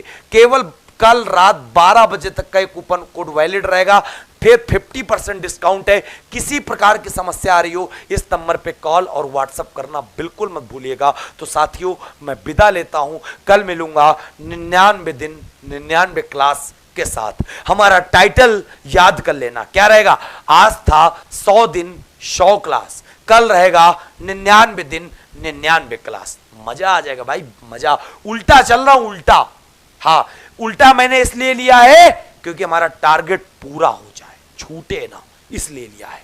तो साथियों आशा करते हैं कमेंट जब वीडियो समाप्त हो जाए भर भर के कमेंट करना, भर भर के देखेंगे। जितने ज्यादा कमेंट होंगे उतना ही मैं भाई साहब प्रसन्न हूंगा कि आप सबने मेरी मेहनत को सराहना की है और आप सब बिल्कुल पढ़ने के लिए उत्सुक हैं। और कौन ऐसा बच्चा होगा जो पूरे 100 दिन इस बीमारी को तोड़ कर देगा और जीएस में अपना नाम पक्का करने के लिए तैयार हो जाएगा। चाहे वो पुलिस हो, चाहे अग्निवीर हो, चाहे पीसीएस प्री हो, चाहे आरओ हो, चाहे एआरओ हो, हर एग्जाम पार राघव सर के साथ 100 दिन 100 क्लास। साथियों विदा लेता हूं, और आप सबने आज रिकॉर्ड तोड़ दिया। मैं विदा लूंगा, कल मिलूंगा आपको, कल शाम 7 बजे। तब तक के लिए जय हिंद, जय भारत।